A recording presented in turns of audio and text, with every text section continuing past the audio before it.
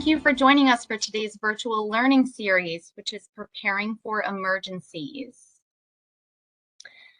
My name is Sarah, and I am a Community Education Specialist with MDA. We are thrilled to have you join us today for this webinar. This learning series is a part of our larger MDA community education programs, which focus on bringing the neuromuscular disease community together around education and resources. Be sure to visit the Community Education section on mda.org for updates on upcoming events. We are recording today's event, and it will be posted to the website for on-demand viewing at a later date. Please know that all phone lines have been muted, but we will have a question and answer session at the end of the webinar. You can use the chat feature to type in your questions and feel free to send them in as you think of them. They'll be addressed after the presentation. For over 70 years, MDA has led the way in accelerating research, advancing care, and advocating for the support of our families. MDA's mission is to empower people living with muscular dystrophy, ALS, and related neuromuscular diseases to live longer and more independent lives. Our mission comes to life through these 4 pillars. First, care. Through our national network of MDA care centers across the U.S., we support individuals and families from day one of their journey. Second, champion. Through our advocacy and education efforts, we empower families with information and resources. Third, catalyst. Through our investments in research, we are furthering advancements in treatment discoveries. And fourth, community. Through our programs like Summer Camp, our Connections program, and our community events, we are helping individuals and families build supportive connections and relationships. Before we introduce today's speakers, we wanted to highlight a few resources on this topic that may be helpful. MDA has put together a comprehensive guide as well as a checklist for preparing for emergencies. We also have emergency room alert cards that you can fill out electronically, print at home, and then keep in your wallet or purse. These ER alert cards provide first responders and other healthcare professionals with critical information about you and your diagnosis. Please see the link in the chat to access these materials. We also wanted to share with you a very important protocol for individuals that depend on corticosteroids. For individuals who depend on corticosteroids, PJ's protocol is another resource that you should be aware of and keep on hand. It outlines procedures that healthcare providers should follow for patients who depend on corticosteroids. It explains how to safely manage corticosteroid treatment for them in emergency situations. It also points out the signs and symptoms of acute adrenal crisis, how to prevent this by giving extra doses of corticosteroids, and how to taper those extra doses off to avoid dangerous withdrawal.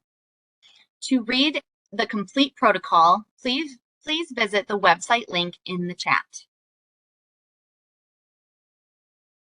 I would now like to introduce today's guests, Roger Lopez and Derek Polnow.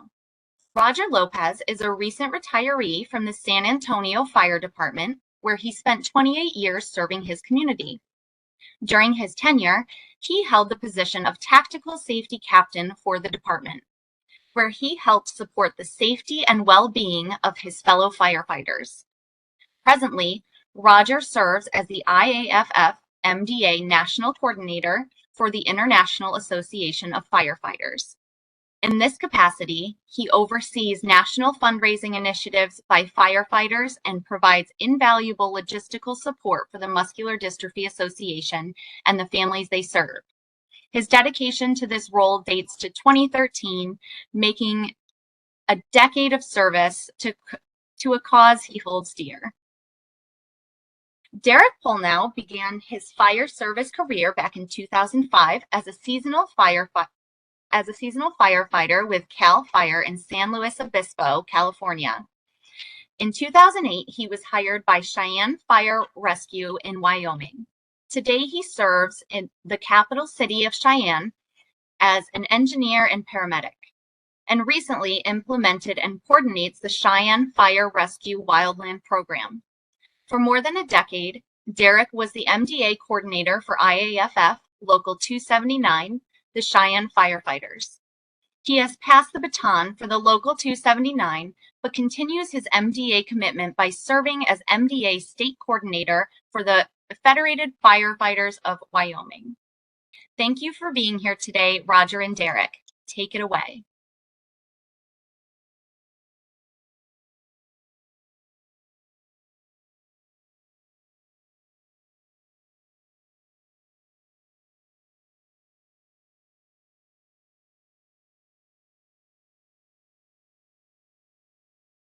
Oh, Roger, I believe that you are on mute. There we go. I'm on mute. Okay, I'm going to get this down here. I apologize. You pretty much already gave the presentation, my story of why I'm here. I just want to take a quick moment to thank all of y'all, and I appreciate the opportunity to be able to talk to y'all. I'm going to go ahead and pass it to Derek so he can go, so we can get into this. Yeah, well, you guys all heard my bio that was shared right there. And just like Roger said, I certainly appreciate the opportunity to speak to everybody this evening. The work that I've been a part of and lucky to be a part of with the MDA at several levels, just it's quite an honor, and it's really nice to have an invitation like this to speak to everybody tonight. So, but with that, we'll start our presentation here. And what we're talking about tonight is we're trying to be prepared for emergencies, right? Emergencies can strike at any given time with or without warning. And what we want to do is we want to be prepared for when those emergencies strike. There's a range of emergencies that we're going to discuss tonight, but there's also some we're not going to directly go over.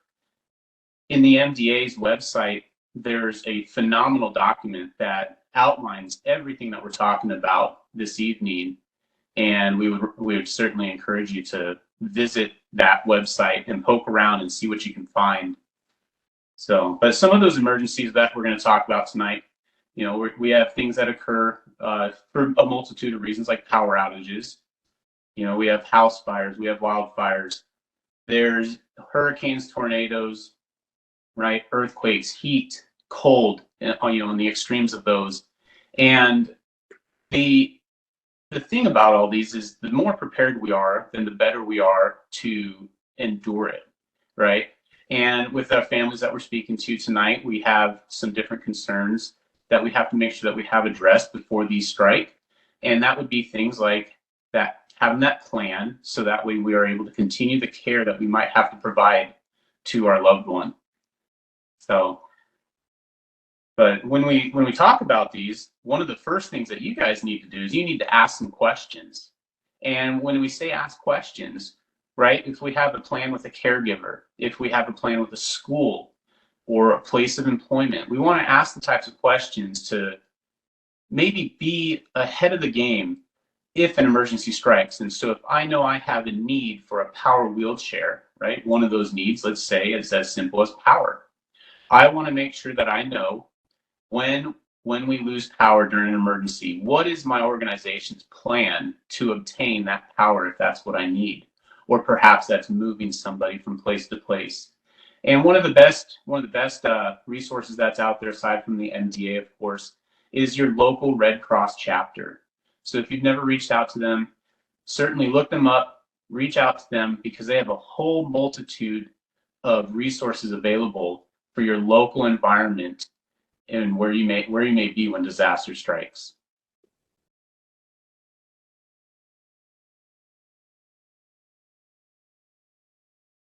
So throughout this presentation, we're going to go through a lot of information, and a lot of it's going to honestly be common knowledge. Some of it's going to be stuff that you never really thought about, but the best part of this is awareness. So after we're done with this, get with your family, get with your caregivers, and let's create a plan. Because that's probably the most important thing for you to kind of be aware of what's going on around you, and let's have an idea of what we're going to do with the what ifs. So in the documents that we're providing to you, there's a checklist, and the checklist has quite a bit of information in there that you can go through, but to help stimulate conversation, to help kind of get the idea of family members, what their roles, what we're going to do, and that kind of stuff. So when you're start off this conversation, when you're trying to create a plan, let's talk about what's going to be plausible in your area. You know, what in your region, what are the possibilities? So I'm from San Antonio, Texas, kind of close enough to the coast to where we get wind, but hurricanes don't really reach us. By the time it gets that far to us, it's not as big a deal for us, but we have cold issues. So we had last year, 2 years ago, our basically Texas shut down for 4 days because we didn't have any power. So what is it out of all these things that we're going to talk to you about as far as tornadoes, hurricanes, earthquakes? What is it that could possibly happen in your area that you're going to need to be able to kind of navigate through? Uh, as far as emergency numbers, make a list. We talked about that documents that we're going to provide for you. You'd be surprised how much time that is going to save you in emergencies, even for simple medical calls. If we have a nice list of everything that we need as far as who your medical doctor contacts, who's your emergency contact information, you know, who do you want us to reach out on these emergencies? If we're trying to evacuate people, it makes the process that much faster for emergency responders. Uh, Speaking of emergency responders, go out into your community and meet them. You know, go to your neighborhood fire station or your police station and meet the firefighters and kind of introduce yourself. Uh, Getting to know them knowing your needs, what type of situations are they going to have to encounter coming into your house to help with? Do you use oxygen? Are you in a power wheelchair? These are the kinds of conversations that you can have with your emergency responders beforehand, and it makes the process so much easier in times of emergency. We're going to talk about escape plans. And we're going to kind of hit this in a couple of different areas, but basically, if you're in your house or wherever you're at, apartment, uh, how are you going to evacuate? Do you need to evacuate because of hurricanes come in, or is this something to where you're going to hunker down in your house? How are you actually going to do that? If you are going to be leaving the premises, how are you going to do that? Are you on the second floor, third floor, and we need to get you down? Are you in a power wheelchair and we can move you to a manual wheelchair? How are we going to do all this in order to get you into safety? You know, during power outages, elevators don't work. How is there an access for us to be able to get to you by stairs, that kind of stuff? Kind of hit all the what ifs in to try to make a plan of what are we going to do if we actually have to either vacate or if we're going to try to do the just try to get through these types of things. You have those conversations with your family, your any type of nurse practitioners or any of those people that are there to help you, and obviously the emergency providers in your area if you can do it. Next slide. So in the document that we give you, there's a lot of information. Derek kind of already talked about it. It's a great resource. Go through. I highly encourage you to go through it. Some of the stuff that they talk about in there is their preparedness supply kit. And again, this is going to be something that you're going to try to get together based on what your needs are in your area. So the first thing that they talked about that we want to kind of highlight is communications. How are you going to communicate to the outside world? Depending on the situation, sometimes cell phone towers don't go down, they don't work anymore. Power outages, or do you have a power bank to recharge your stuff if you need to? Phone lines get jammed. I know during floods, there's been times where we've received, I personally received messages and social media information from some people that were trapped that needed help in the Houston area. And through social media, that type of communication was able to kind of get through because phone lines weren't working anymore. So what's going to be your plan to communicate to the outside world that you need help? One of the great things that was in there that we don't talk about enough in the fire service or the emergency service was a whistle. And the reason I liked to highlight this in our presentation is being a firefighter for almost 30 years, you go to all these scenes and you're there's all these noises, there's people talking, there's a lot of things going on. And voices, you calling for help, you may not be able to hear it. A whistle is a great device in order for you to be able to get attention of people outside of your area because it's outside of the spectrum of the normal type of noises that first responders will hear. I guarantee you, a firefighter shows up and they're hearing a whistle. It's gonna sound out of the ordinary. Where do I need to go to figure out where that whistle is coming from? We use them a lot in water rescues because you can produce a louder sound with a whistle than you can with just your lungs, especially if hypothermia kind of sets in. You can't really put out that much. So whistles are a great thing to have. You can put them in your first aid kit and you can keep them in your vehicles. They're good things to have as far as being able to alert people outside of your area. Talk about meds. Obviously, if you're on a regular medical regimen, we want you to have them packed and ready to go, especially if it's like a medical emergency and we need to transport you to a hospital. The quicker we're able to kind of package everything up, your meds together to go with you, because obviously you need to stay on those regimens.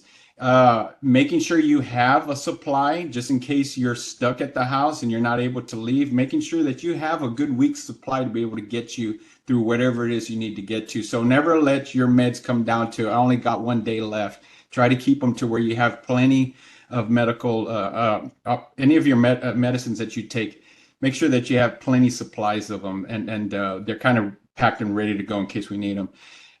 There's a lot of different what if equipment there. I will tell you this, having have to deal with power outage in Texas a couple years ago. I happened to have a small generator that saved us. I had some camping equipment that I was able to kind of cook. We were out of power for 5 days here. If I hadn't had any of that stuff, we wouldn't have had any heat. So extra oxygen bottles, flashlights are great. Make sure you got plenty of batteries. Manual wheelchair, because obviously a lot of these power wheelchairs take a lot of power to try to charge up. If you have a manual wheelchair, making sure it still works and it's available. Extra clothes, blankets, pillows, that kind of stuff. Making sure that you're cognizant of the equipment that you're going to need in case you need to either move or you're going to stay stuck in an area for a while. The other thing too that we don't talk about enough and you don't realize how much you need it is water. The slides talk about 1 gallon per day per person, but that's more for consumption.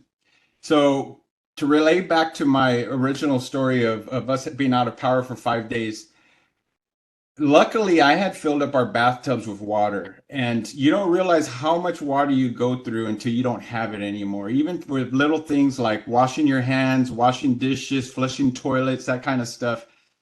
You being able to just fill up a bathtub the night before, and if you don't need it, you just let it go. So having access to plenty of water, and especially having clean water to kind of get you through the days, it's a good thing to have, depending on the situation. You know, I know hurricanes, power outages, that type of stuff.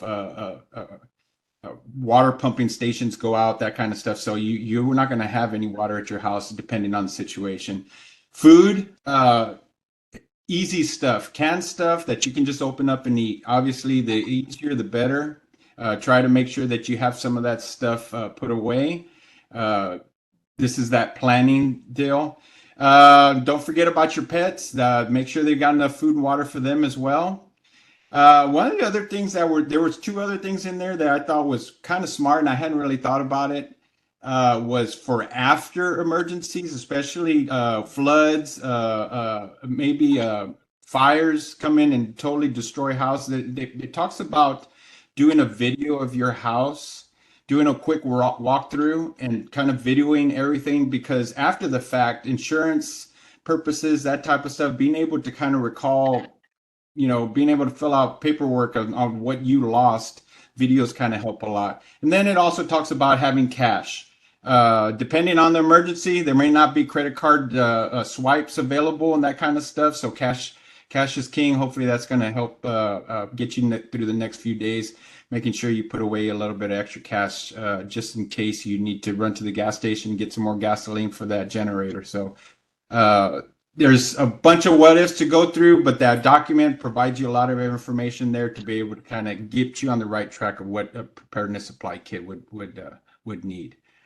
Moving into power outages. Well, Roger sure hit this repeatedly, and when we talk about power outages, this is one of the biggest concerns is having that backup source, right? And so whether that's extra battery packs or a generator, but all that stuff, we need to know what is it that we need to charge. So before we ever experience a power outage, let's go through our homes and let's make a good inventory on what equipment we have that needs power. Now, when we talk about needs power, right, we have wants and we have needs. Some of us might want our Nintendo Switch to charge, but we need a ventilator to have a battery backup for if we lose power. So go through, highlight what your needs are, and figure out how are we going to get power to those needs. When we have power outages, it disrupts all kinds of things. It disrupts communication, it disrupts travel, it disrupts water delivery, right? It could really put a hamper on all the things that we have become very accustomed to day to day. So with our planning, if we recognize that we certainly have needs, and let's use a generator as an example. So we know we have equipment that we need to have power. So before, we want to make sure we have a generator. We want to make sure that it runs, that it operates. Make sure that we have fuel for that generator. And one of the bigger things that will go to the wayside by most people's thoughts and planning with a generator, let's make sure we have a working carbon monoxide detector. Because the last thing that we want to do is fire up a generator, find out that we're pulling in carbon monoxide into our home while we're powering up these devices that we need to survive, only to be filling our home with carbon monoxide, the silent killer, right?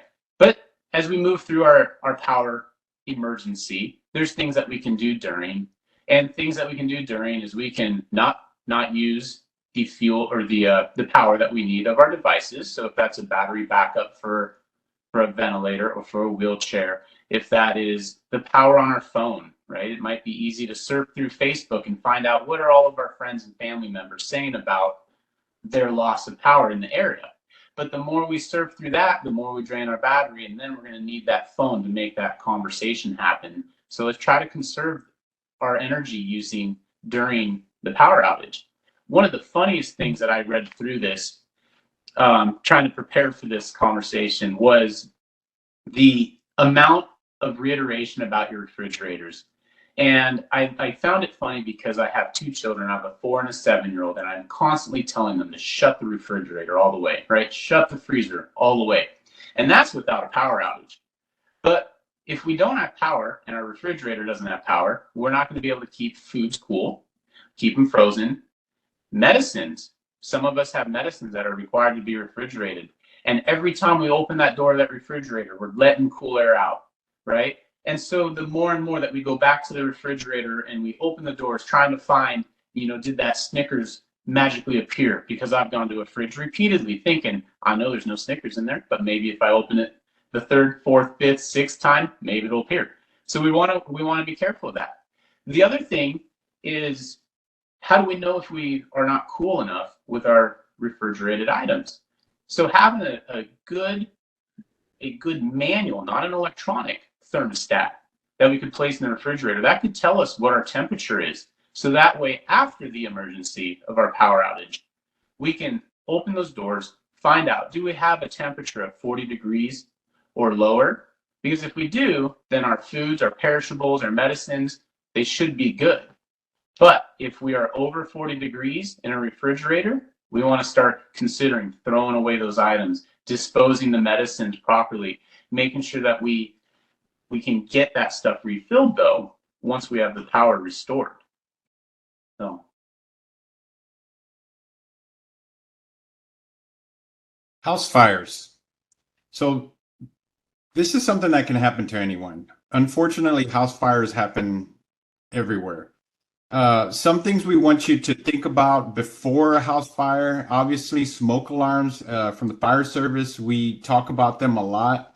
Change the batteries in them twice a year, that type of stuff. But they're very important. If you have ones that are hardwired in there, or even just the battery operated, making sure you have them, and if you have them, that they're functional.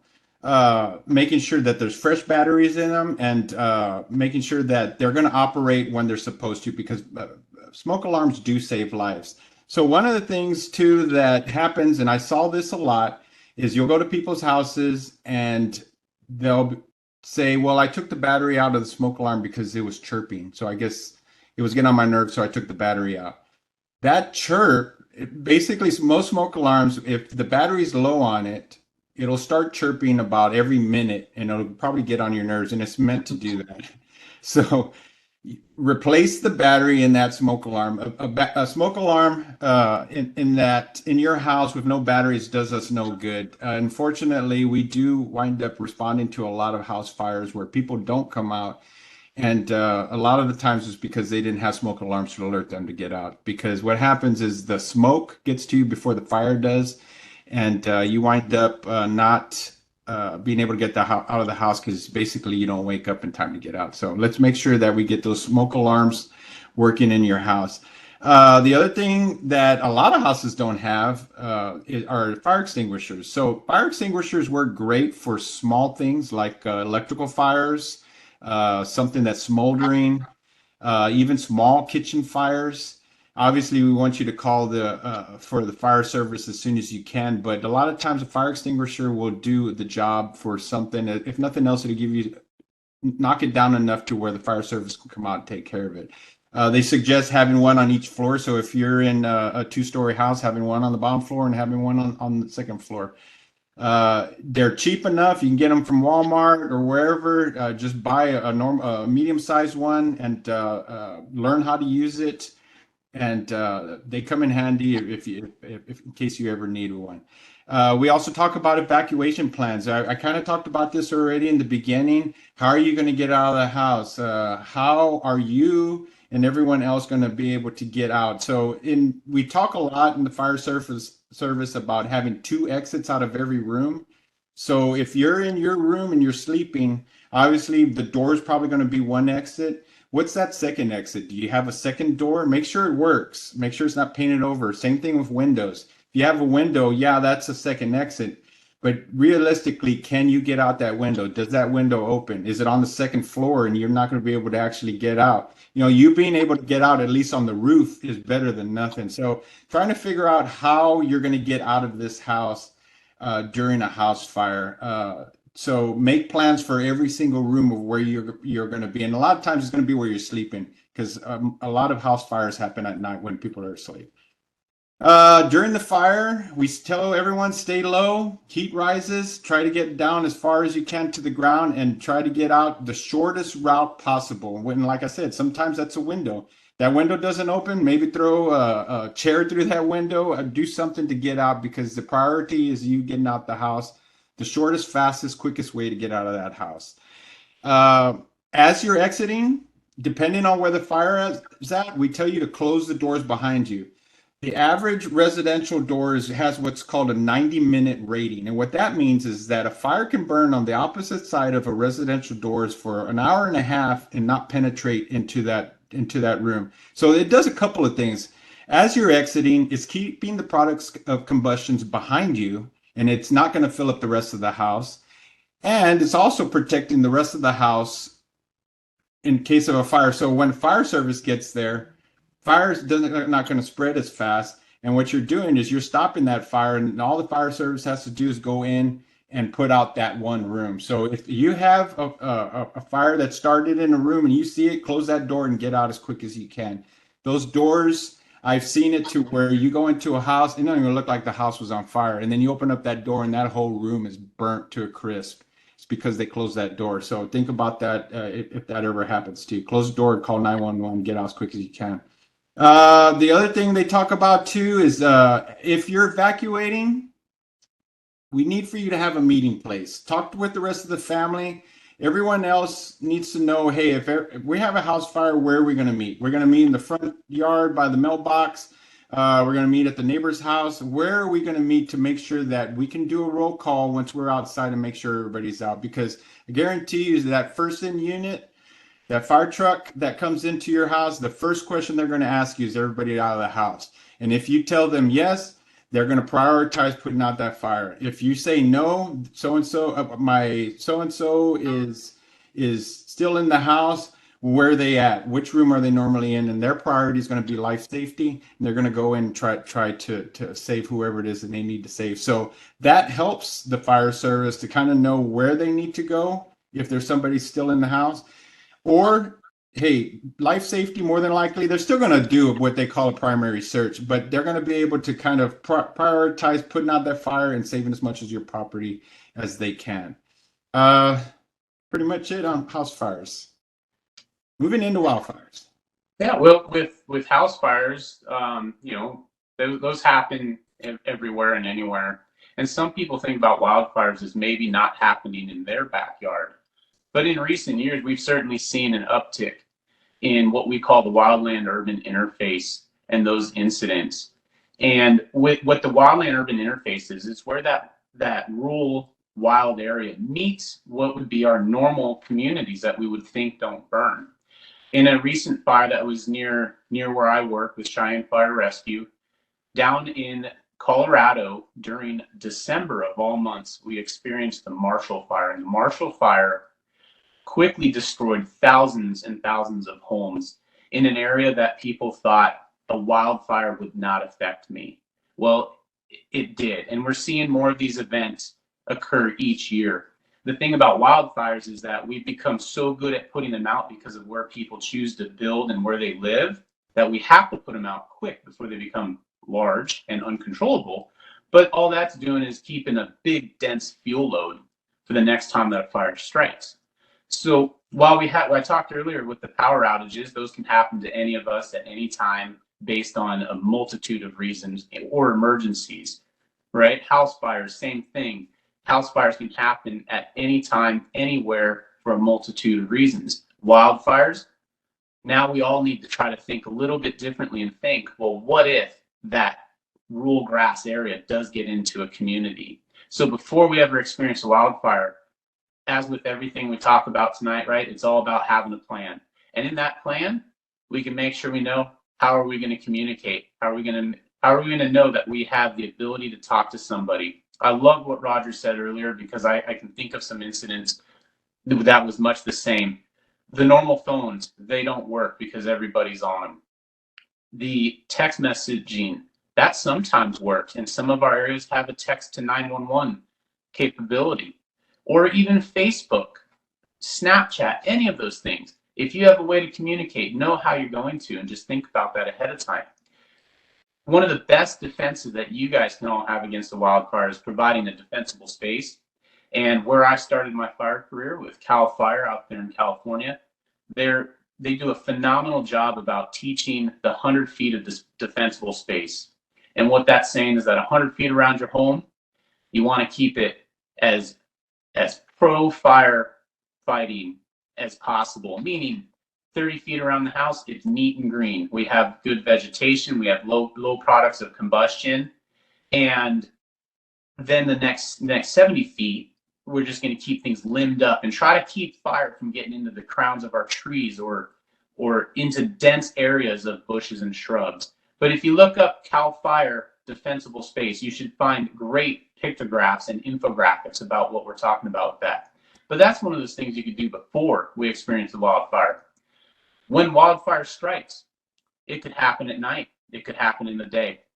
It could happen without warning, as we have seen some of these large wildland-urban interface incidents occur. Once that incident occurs, we need to make sure that we get out and we stay out. And that also goes with the house fires, right? We don't want to run back in for the pet. We want to make sure that we get out and we stay out. Last thing we want is to get up on scene and find out that we have a whole bunch of people that ran inside. So if your home is threatened by wildfire, we want you to get out and we want you to stay away from the home. But getting away from the home, that means a couple things. Just like Roger said with the house fire, we do want you to close the doors behind you. We don't want fire and embers and heat from columns of air to get inside your home. Think about keeping your windows closed, shutting down your air conditioning units, anything that can propagate the spread of fire into your home. Try to close them and try to shut them down. Turn a porch light on, and what that does is it helps us find your home while we're trying to triage a neighborhood that's filled with smoke. If anyone's had the misfortune to experience wildfire, that smoke can be so thick that daylight looks like nighttime. So if you leave lights on, that helps us locate your home. After we have these house fires, there's a lot of things that are going to occur, and that one of the biggest ones for our families with muscular disease is seeking medical attention, and that would probably be mostly spoken on respiratory illness. We have that thick smoke that gets in the air. It might linger around for days or weeks and sometimes even months, and we want to make sure that we have medical attention to ensure that we are going to be medically okay. And one of the greater things too with the wildfires, during the wildfire, we're going to obviously be getting out, staying out, following an evacuation plan. But once we evacuate an area, have a meeting place that you're going to coordinate with your friends or your families, your caregivers, anyone who's in that network that's going to help keep you and your family and your loved ones safe. And find that meeting place and find that way to communicate to make sure everybody is out safely.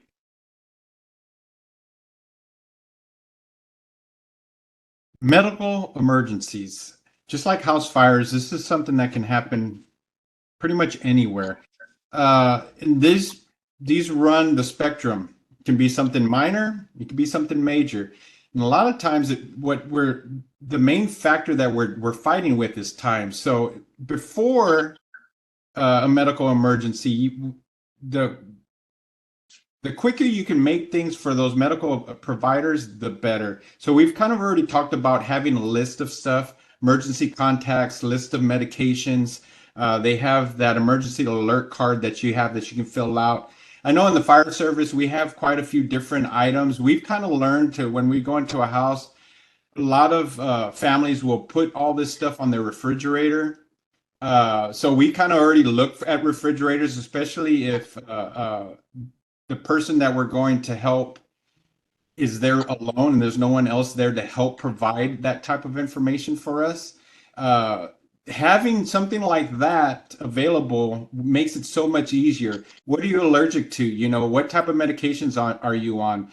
What are your conditions? So because based on all that information, they're going to provide the care. Plus, it's important for the emergency room providers to have that information when you get there. So having all that information compiled, ready for the first responders, and then having your medications ready to where they can grab them and they can go. Because normally when they come into your house to provide service, there's going to be one person that's going to be trying to get all that information from you.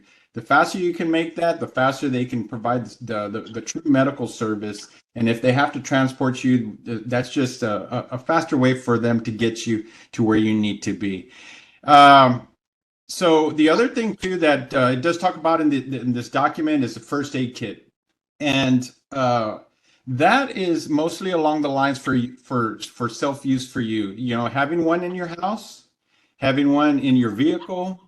Having them available to where if you do wind up having a cut or if you have an issue to where you need some medications, having that stuff handy to where you're able to provide some basic care for yourself before the professionals can get there, either transport you or whatever they need to do. So first aid kits, if you don't have one, you might want to get one. I'll be honest with you, I have one in my truck. It gets used all the time. You'd be surprised how many times you need band-aids and bandages, especially having two kids. So they come in handy.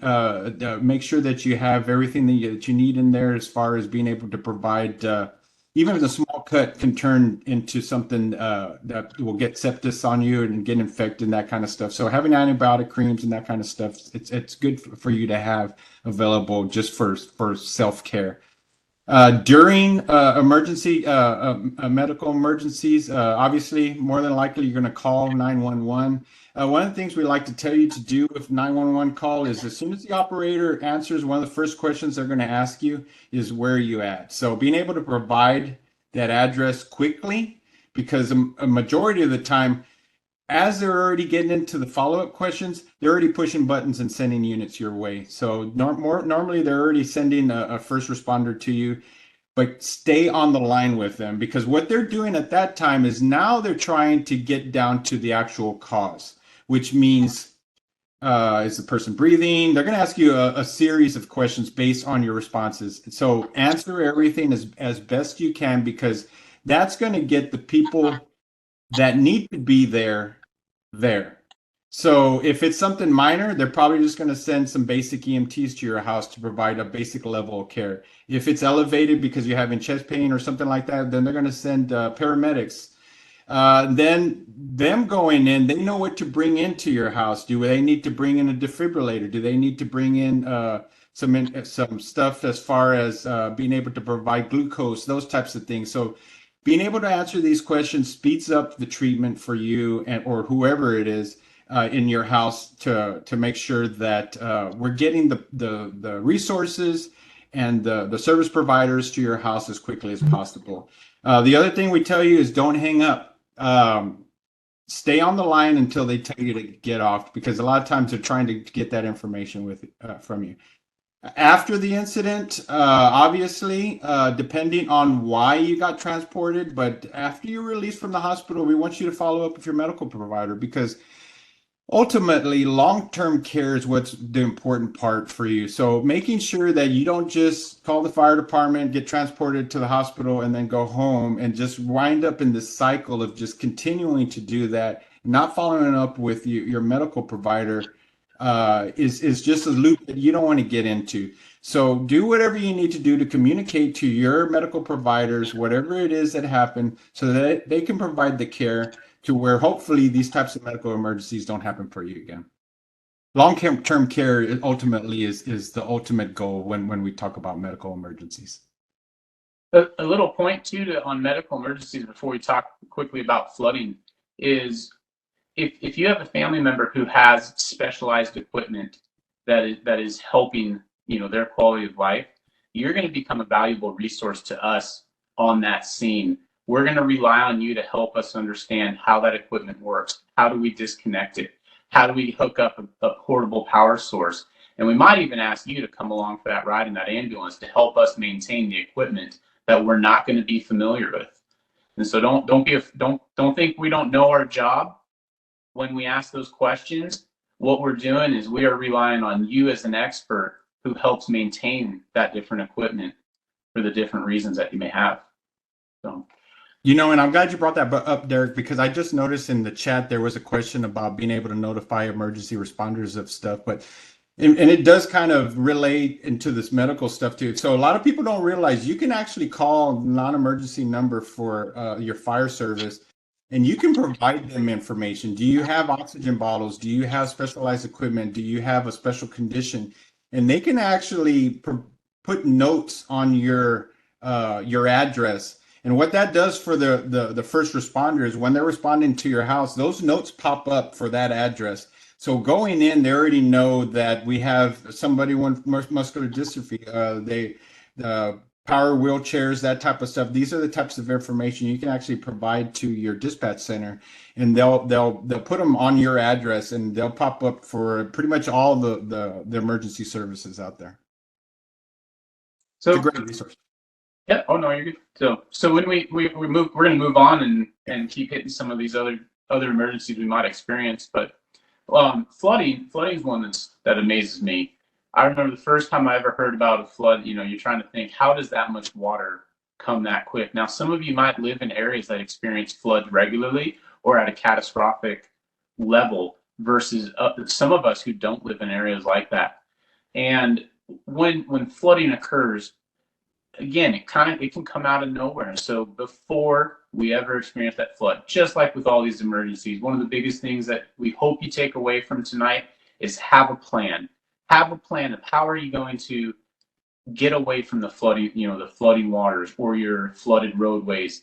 How am I going to keep my equipment going and keep my food, my water when I'm cut off because there's flooding all of a sudden?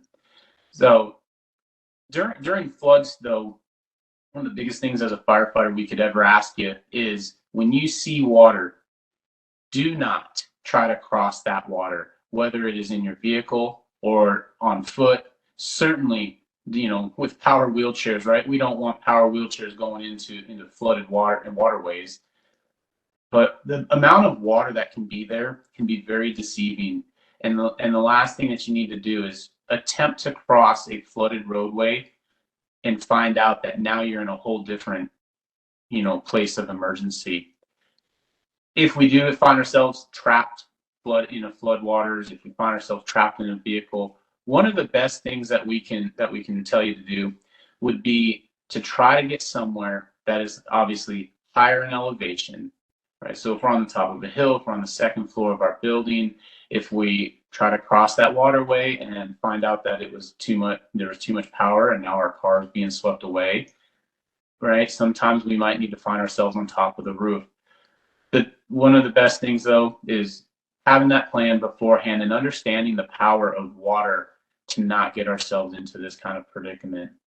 But then one last little quick note about flooding. And when I got involved in the fire service and we had our first flooding call, it was something I never even thought about.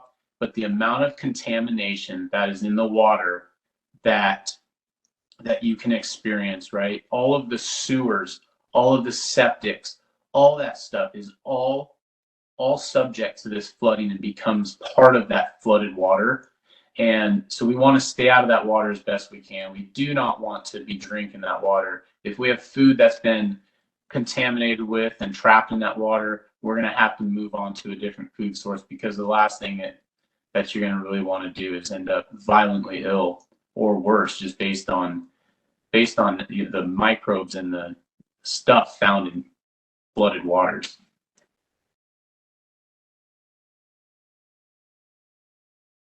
Tornadoes and hurricanes. So these are some of those regional ones we talked about. Do you live close to the beach? Are you within a certain area to where you're going to be susceptible to hurricanes? Are you in the Midwest? Are you in areas where tornadoes pretty much pop up? Knowing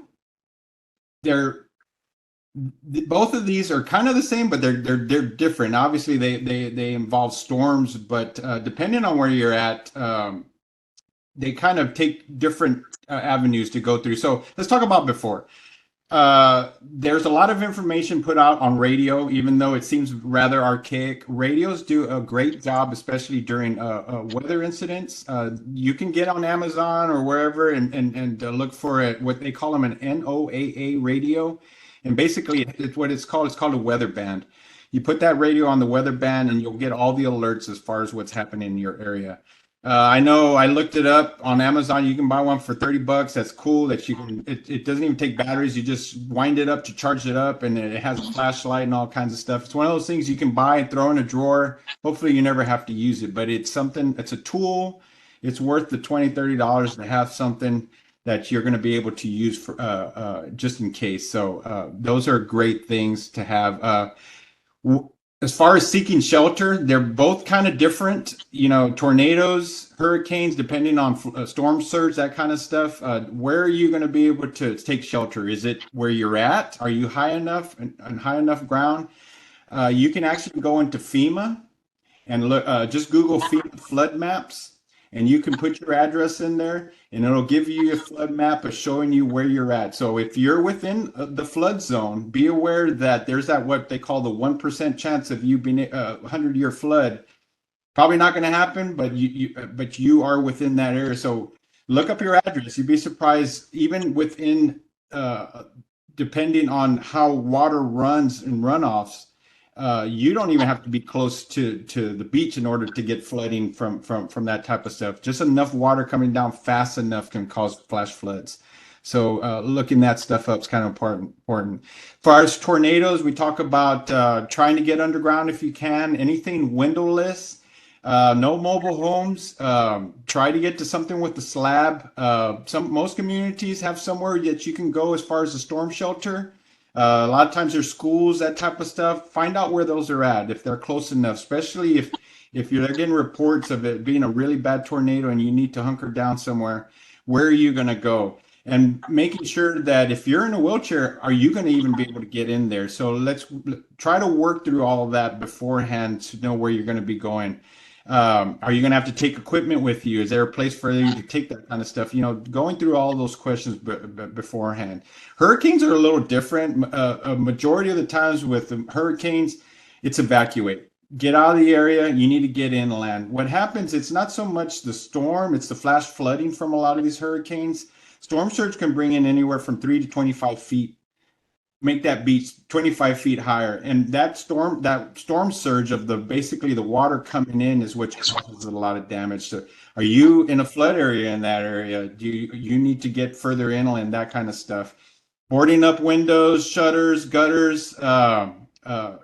What type of provisions do you have in order to protect your house? Or like I said, maybe your best option is actually evacuating, trying to get further inland. Maybe you know some people, some friends that live a little further out. Maybe you go visit with them for a few days. We talk in the document talks about not using candles. I would hope a majority of us wouldn't go that with flashlights. Same deal. They sell these flashlights that you can charge them up. They have little generators on them. They're crank powered. Buy a few of those, throw them in the drawers. Those are great uses in case of emergencies. Put one in your vehicle. They come in real handy, and like I said, they'll last forever. After the fact, Derek already kind of touched base on this. Cell phone service goes out, or everyone is trying to make a phone call at the same time, so you may not be able to get through. One of the other things we used to tell people all the time too is if you have an old phone in a drawer and it still charges, you can charge up that phone and throw it in your car, even if it doesn't have service. A majority of the cell phones, even if you don't have service on it, it will still call 911. So if you, for some reason, you're out in the middle of nowhere and you forgot your phone and you've got the spare old phone sitting in your car, you can still make 911 calls on that. Same thing from the house. So just be aware of that. If you got an old phone that's just sitting in a drawer, maybe charge it up and throw it in a drawer, making sure it still works, because you can still make phone calls on a lot of those. After the fact, if you're walking around power lines, one of the interesting things about down power lines is you can have a down power line and there be no power to it. And even firefighters don't know this a lot. I was a safety captain in my department, and I was constantly having to tell our guys to get away from power lines because they'll look at it and it's not sparking, so it's off, right? But what a lot of the power companies do, and it's automated, a power line that's out, they'll sometimes send a jolt of energy to it to try to get that grid back up, and it's automated. There's not somebody pushing a button. The system's doing it. So even if you have a power line down that you saw somebody pick up and it was fine, there was nothing wrong, doesn't necessarily mean that power line's not gonna get a jolt to it. So just stay away from any power lines that you see on the floor. Even if you think it's a cable line, just don't mess with it, especially in any of these situations. It's going to be a lot of stuff kind of all over the place. Just try to stay away from them as much as you can. Derek kind of already talked about floodwaters. Sewers, that water is going to be nasty, and you don't think about it. You know, you see these people out there taking videos of them, you know, going down and surfing the waters and stuff after floods and stuff like that. It's really not good. It's not good. And like he said, you can get some really bad medical stomach stuff going, so you don't want to mess with it. So if you can stay out of floodwaters as best you can, because these waters come in and you just don't know where that water's been. So just make sure you're safe with that. Going into evacuations. Yeah. So all those different types of emergencies are going to affect a mass herd of people, and when a mass herd of people gets affected, right? We have in the fire service, we'll call them choke points, as everyone's trying to get away from them. Where is everybody going to go, right? And so evacuations and planning for that evacuation is going to be one of the best things that you and your family, the caregivers, all of you guys can do. And regardless geographically of where you live, You might get some of these emergencies. You might not get any of them. You might get a mix of them at different multitudes. But having a plan of how you're going to get out of it is critical. So if you have your preparedness kit ready, some form of a go bag, something you can grab real quickly and have the necessary medications, backup batteries, cell phones, flashlights, a weather radio, all that stuff at the ready, and then knowing, how am I getting out of here? And if you can think about it, don't go the way that most people are going to go. If there's a major highway or a thoroughfare, that's probably where most people are going to go to try to get away from this emergency we may be experiencing. Perhaps there's a back road, a back country highway.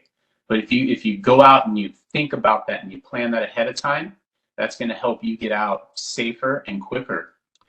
The EDITH acronym you see up there, that's something we talk about in the fire service for house fires, and that stands for Exit Drills in the Home. And so coming up with an evacuation of if our home is on fire, and what's our plan? How are we getting out, and where are we meeting? So when that first fire truck shows up, just like Roger said, and we step out and we say, is everybody out? You can answer yes, or you can answer no. And that's all part of that EDITH drill. But the preparedness that we're hopefully shedding some light on to you tonight, find this in that MDA, preparing for the emergency checklist. But the evacuation piece, really get out there, and you're going to have to know your area and think about, when I'm trying to get out, the responders are trying to get in, and while I'm trying to get out, so too will everybody else. So here's a link to the resources that we were talking about, that emergency resources, prepping for emergency checklist. That's the one that we were telling you that will help guide your dialogue with your family. We hope that we were able to provide you some basic information. The resources that are provided here are actually very great for you. There's a wealth of knowledge there. So, but I think the major takeaway from today is you get in dialogue with your family and your emergency providers as best you can to prepare yourself. For myself, I appreciate you giving us the time to sit here and talk with you for a little while. We were going to try our best to get it done in an hour. I think we did it, Derek. I'm proud of us. But for myself, I really appreciate y'all taking some time to talk with us, and we hope that we stimulate some conversation for you and some of the other people. And I'm gonna let Derek kind of say his goodbyes too. But thank you for everything. Yeah, I echo very much a lot of what Roger just said to everybody. This information that we were trying to share to you tonight, he and I were both so impressed with what the MDA has put together in these different packets and resources and checklists, that tonight, hopefully it was just a little broadcasted light across what's out there. And while all those emergencies, like I said, we might experience them, we might not, but we can all gain a little bit of preparedness from knowing something out of each of them. And take the time and look through this. I think it was 23 pages, if I remember correctly. And all of it just useful, absolutely useful knowledge. So I do appreciate the time everyone took for this evening. And, just like getting out there and filling the boot, I really enjoy, finding different ways to give back and help be a part. So hopefully everybody can walk away a little bit more prepared for the next emergency. Thank you, Derek. Well, thank you so much to our presenters. We are running a little short on time. I can do a couple of questions and answers if that's okay with everyone, if anyone wants to stay on for just a couple of questions and answers. We'll just do a couple here, and if your question was not answered, feel free to reach out to us. So what should I do if I have to evacuate? I'm a quadriplegic on life support. Well, that's a tricky one. One of the things that you're probably going to have to think about is what we would refer to as shelter in place. And so if we have our home or wherever it is that we're staying, have that a suitable area that we can seek refuge depending on what the emergency is that we're faced with. But if we do have to get out, you're going to have to really have a good plan and a good network of people that are going to help effect your evacuation, making sure you have the right equipment and the right abilities to get yourself out of danger and into a more safe area. But Roger hit the nail on the head earlier. Also, call your local 911 services and see if you can get some notes put into your address, so that way, in the event of an emergency, that will be highlighted for us responding into your home, and we'll know what we might be encountering and see what we can do as far as additional resources or expediting your emergency versus another one that might be in the area. I guess we'll segue into this question then. What should I do if I call 911 and the line is busy? Call back. So, yeah, the 911 systems, Roger, you probably could say the same from your area and your time of service. They can get bogged down, especially during these natural disasters and major emergencies. But certainly don't hesitate in your evacuation based on what's going on. But certainly call back, or try some other forms of communication, like we said, Facebook or Instagram. Like I know Cheyenne Fire, we have our union has a Cheyenne Firefighters Facebook page, right? It's not always monitored, but it might be worth shooting us a message through that form of media to see if we can get to your emergency. And something to think too is you have to understand the capacity of the fire service and EMS service are a lot of times at capacity during normal conditions. So I can tell you from experience in Houston, when they had those floods come in, you could call 911 and they were not going to be able to come out to evacuate you just because they didn't have the resources available to do it. So it's one of those things where you may need to make some plans to say, hey, if I need to get out and the fire service can't get me out, how am I getting out? Or if I need a generator, or if I need this, I need that. Trying to have backup plans, because in all honesty, in some of these situations, calling 911 and they don't answer, it's because they don't have the resources to even answer phones anymore. So being aware of that and being aware of the capacities of some of these departments, and figuring out how are you going to be able to get through that initial surge of calls for service, because it may be a while until anybody even comes out to come get you. And it happens a lot. All right, just because we're short on time, I'm just going to do one more question. And then again, please contact MDA if you have any additional questions, and we'd be happy to connect you with resources and information. If you are trapped in your bedroom during an emergency, say a fire, how does someone who uses a power wheelchair devise an escape plan? Well, Roger, I'll talk over you here and then let you chime in. So if we're relying on a power wheelchair and we're experiencing a house fire, that's going to be the term I had just mentioned, right? The shelter in place if we're not able to get out of that home in a quick and safe manner. But if we shut those doors, I think Roger said it earlier, a lot of those doors, they can offer anywhere from 30 minutes up to 90 minutes of providing a safe haven while there's fire on the other side.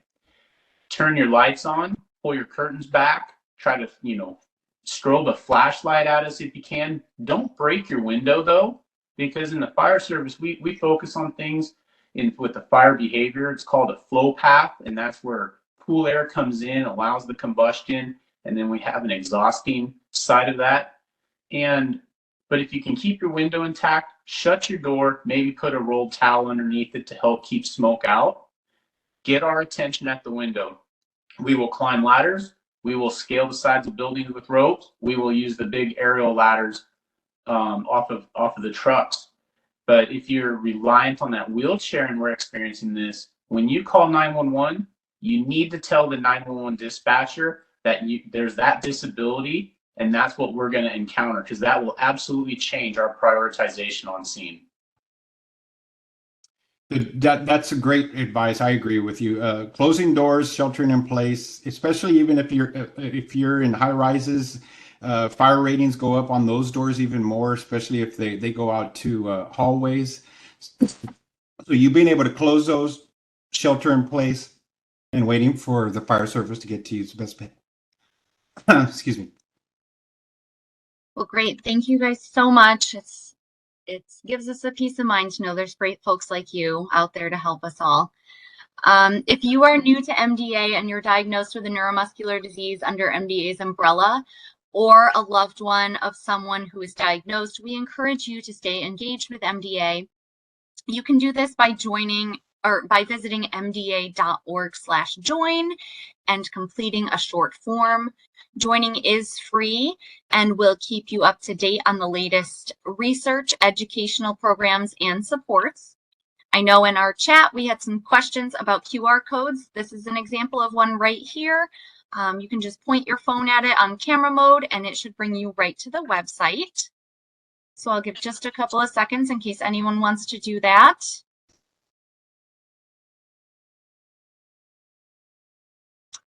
And then finally, we would love to hear your comments about this webinar. If you have a smartphone, open your camera and point it at the QR code on the screen. A web page will pop up with a short survey on today's webinar. If you do not have a smartphone, once the webinar is over, a screen will pop up with a survey as well. If anyone has questions after this webinar, please feel free to email them to MDA engage, ENGAGE, at mdausa.org, and we will follow up with you. This concludes today's webinar. Thank you so much for attending, and we hope to see you again soon.